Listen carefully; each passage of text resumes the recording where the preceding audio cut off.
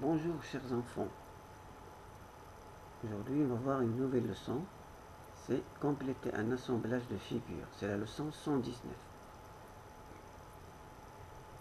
Par le calcul mental, 4 x 3, 5 x 3, 3 x 3, 4 x 5, 5 x 2 et 6 x 5, c'est facile, c'est stable. Bien, ici vous voyez bien cette image,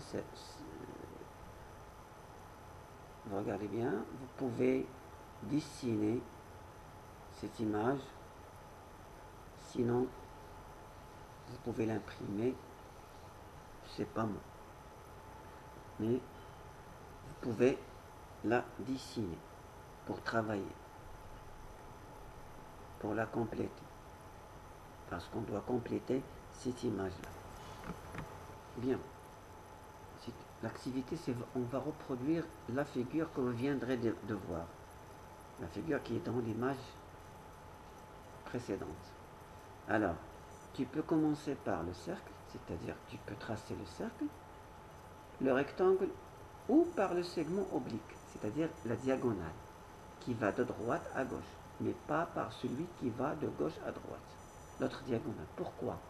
Pour tracer le deuxième segment, c'est-à-dire le deuxième diagonale, il manque le point d'arrivée. Et pour cela, tracer le rectangle. Alors, pour tracer les figures bien sûr de l'image précédente, il te faut une règle, un compas et une équerre.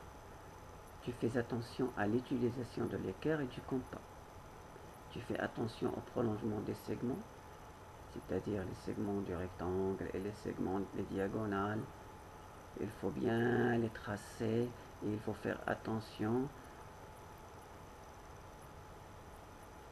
pour savoir les extrémités des segments. Si tu ne sais pas faire les extrémités, il faut les marquer avec des ronds pour bien les préciser. On a déjà fait ça. Pour faire les prolongements des segments, il faut les préciser. Il faut marquer leur extrémité avec des ronds.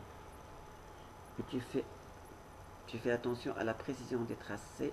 Tu traces lentement avec la règle, c'est-à-dire doucement. Page 135 du manuel. Alors, faire observer, décrire le modèle, énoncer les propriétés des figures simples. C'est une figure faite avec plusieurs figures simples, un carré, deux cercles et deux triangles rectangles. Donc cette figure-là se compose d'un carré, de cercles et de triangles rectangles. Les points bleus sont les sommets du carré. Les points rouges sont les centres des cercles. Le carré a 4 côtés et de même longueur et 4 angles droits. Les triangles rectangles ont chacun un angle droit. Faire repérer les angles droits et les marquer. Mesurer les côtés du carré. La mesure des rayons du cercle et la mesure de la longueur du segment compris entre le point rouge et le point bleu, le centre. Le point rouge, c'est le centre. Faire nommer les parties manquantes et les instruments de géométrique. Matériel de page D, utilisé pour les tracer. Maintenant, comment construire le sommet bleu manquant du carré? Il y a 3 solutions. Première solution, tracer avec l'équerre la droite qui porte le côté manquant. Prolonger le segment vertical à droite pour tracer la droite qui porte ce côté. Le sommet bleu manquant se trouve au point de rencontre de ces deux droites. Le faire marquer et tracer le cercle après avoir fait trouver le centre et rayon. Ou bien 2.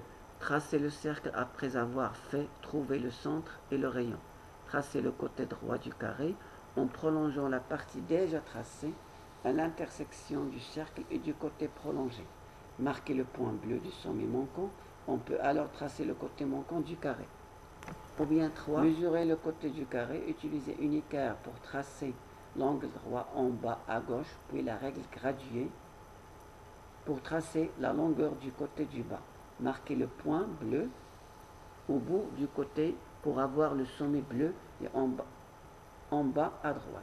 Tracez le côté de droite en prolongeant la partie déjà tracée de ce côté avec l'équerre ou la règle gratuite. Vérifiez que le côté mesure 4 cm. Pour finir le tracé, demandez comment construire les deux triangles placés au-dessus du carré. Il suffit de prolonger vers le haut les deux côtés verticaux du carré et de prolonger ensuite les segments obliques jusqu'à leur rencontre avec les prolongements verticaux. Voilà.